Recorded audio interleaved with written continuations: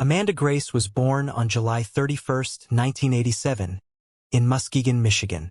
She grew up in a devout Christian family and attended Elkhart Christian Academy in Indiana, where she graduated in 2006.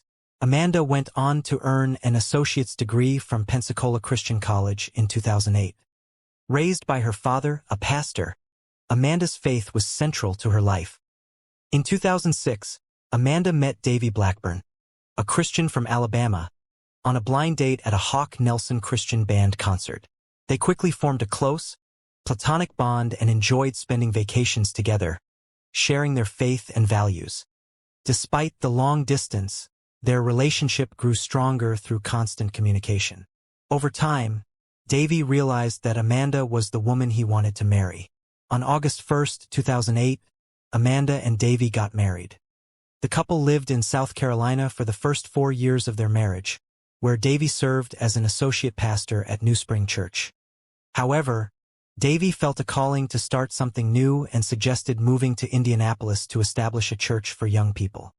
While Amanda was initially hesitant about leaving her family, she eventually agreed.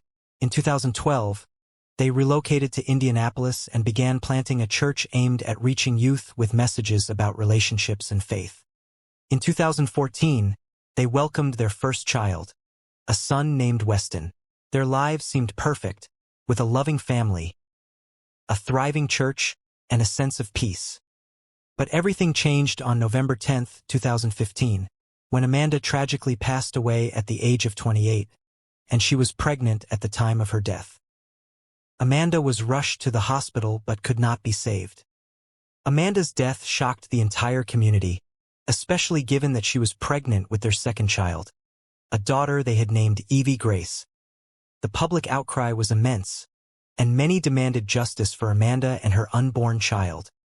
The police questioned Davey on the events that happened that day, and he explained that he had returned home from the gym, and as he was about to exit the car, a phone call delayed him for a few minutes. After finishing the call, he got out and entered the house. Upon opening the door, he was stunned to find his wife lying unconscious on the living room floor, in a pool of blood. She was severely injured and was partially clothed with her underwear lying nearby. Davey, visibly shaken and confused, rushed to his wife and quickly checked for a pulse. After confirming she was still alive, he immediately called emergency services. The living room was in disarray, with belongings scattered around, and Amanda's purse had been emptied. Their son was upstairs and was crying.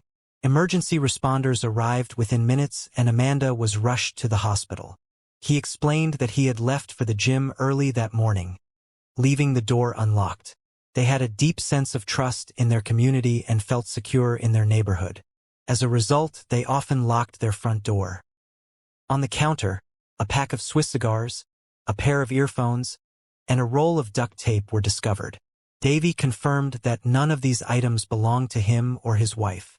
He told investigators that he wasn't sure whether locking the door would have prevented the attack, but acknowledged that it might have given Amanda more time to call for help. The crime scene revealed Amanda had suffered 3 gunshot wounds, one of which was to her head. Despite the brutal nature of the crime, Davey was quickly cleared of any involvement. Authorities focused on identifying the perpetrator. During the trial, Davey Blackburn's testimony was supported by an emergency medical paramedic named Scott Floyd, who was the first to arrive at the scene. Scott described Davey as being calm, standing outside his house with blood on his hands when the paramedics arrived. He said Davey called 911 at 8:22 a.m., roughly 12 minutes after discovering Amanda. In his statement, Davey claimed he thought Amanda might have fainted due to pregnancy issues, but he did not mention noticing severe injuries. An autopsy revealed Amanda had suffered 3 gunshot wounds, including one to the back of her head, as well as signs of a possible struggle, such as scratches, a split lip, and a knocked-out tooth. Despite the unusual circumstances, Davey's story was corroborated by surveillance footage from the gym, and he was not considered a suspect. The delay in his 911 call raised concerns, but the authorities did not press further. A thorough investigation into Amanda Blackburn's death was launched, with authorities reviewing CCTV footage from nearby streets and interviewing neighbors and acquaintances.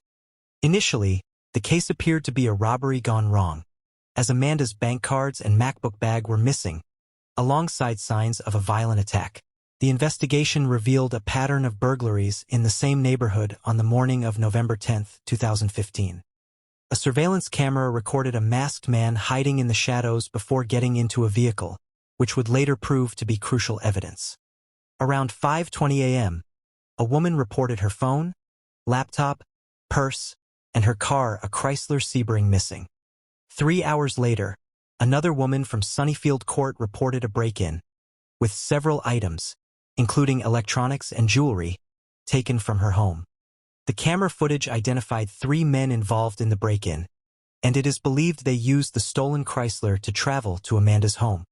Shockingly, after Amanda was fatally shot, the men continued their criminal activities. Just an hour later, another 911 call reported a burglary, with the same 3 individuals caught on surveillance cameras in the area. The police department kept investigation details confidential, but soon after, they released images of potential suspects from the burglary scenes, asking the public for assistance. Davey expressed confidence in the police's efforts, and investigators noted the strong cooperation from the community, believing it would soon lead them to the person responsible for the crime. The stolen car proved to be the key piece of evidence in the investigation. Despite the license plate being removed, authorities quickly identified the make, model, and color. The vehicle was found just 1 day later, abandoned only minutes from the crime scene. Inside the car, investigators discovered several items, including a pink sweater, cell, and an ATM receipt. The ATM receipt showed a failed attempt to withdraw $500 using Amanda's stolen debit card. Authorities traced to a gas station near their home. It revealed that one of the suspects had tried to hide his face with a pink shirt but left it behind when he abandoned the car.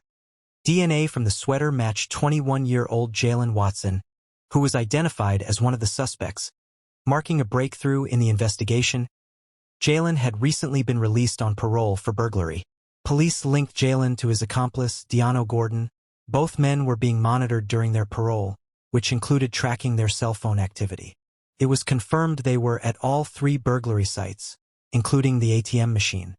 Further investigations showed that Jalen and Deano made several phone calls that morning, which included a third individual, an 18-year-old named Larry Taylor. Just 11 days after Amanda's death, Larry was arrested on suspicion of murder, theft, and burglary. By December, Jalen and Deano were also apprehended. Deano quickly agreed to a plea deal, implicating the others in exchange for a reduced sentence.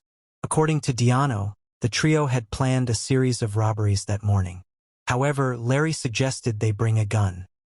After breaking into the homes, Larry would enter the victims' bedrooms, possibly seeking the thrill of confronting them. In Amanda's case, the situation escalated from a simple robbery to a hostage situation. Armed with the gun, Larry held Amanda hostage while the others used her credit card at nearby ATMs. Phone records confirmed their communications throughout this time. When her PIN didn't work, Larry realized Amanda wasn't easily giving up her money. After hanging up the phone, he forced himself on her. During the struggle, he fired 3 shots, causing Amanda to collapse. He then called his accomplices to pick him up, which is why the surveillance footage shows him getting into the Chrysler. Unbothered by what had just happened, he instructed them to concentrate on their next target. Larry Taylor faced a range of serious charges, including burglary, robbery with serious bodily harm, criminal confinement, auto theft, and carrying a firearm without a license. The most significant charges were for 2 counts of felony murder, one for Amanda Blackburn and another for a previous killing earlier in the year. Notably, there were no charges related to the death of Amanda's unborn child, a point that would later complicate the trial. As the legal proceedings unfolded, Larry's fate grew increasingly grim. His accomplices, Deano and Jalen, both turned against him, with Deano taking a plea deal in exchange for his testimony. This left Larry facing a difficult trial, and despite multiple attempts, 2 mistrials were declared due to the issue of Amanda's pregnancy. The judge ruled that references to the pregnancy could not be made, but several jurors acknowledged it, prompting the mistrials. Ultimately, Larry chose a bench trial, in which the judge alone would determine his fate. This decision proved to be disastrous for Larry, as the judge handed down a harsh sentence: 86 years in prison. He would never again walk free. Deano Gordon and Jalen Watson's trials were resolved earlier, in March 2021, following their plea agreements. Both men were charged with burglary and robbery causing serious bodily harm, with additional charges dropped as part of their deals. Jalen received a sentence of 29 years, later reduced to 15, with at least 10 years to be served. Deano received 30 years, with 25 years in prison and 5 years on probation. The disparity between their sentences was puzzling, given that Deano had cooperated first, but the reasons for this are unclear. Nonetheless, both men will serve significant time for their roles in the crime. In a remarkable act of grace, Davey Blackburn publicly forgave those responsible for his wife Amanda's death, choosing forgiveness, grace, and hope despite his grief. Amanda's case gained national attention, and Davey used his platform to share his story through podcasts and videos, becoming both well-known and financially successful. In March 2016, Davey moved into a new home and later shared his joy in a blog post. He remarried and continued to promote a message of faith, healing, and new beginnings. Thank you for watching. Please subscribe to my channel for more true crime content. See you next time.